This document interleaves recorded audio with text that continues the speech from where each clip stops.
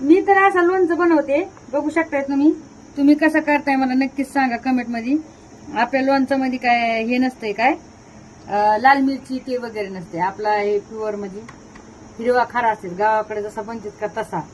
आणि आता म्हणजे जेव्हा टाकला होता तेव्हा इतका होता, तर बघा ना डबा भरून होता, तर मुरता मुरता आता एवढा झाला आणि एवढा छान लागायला नाही लोण खार.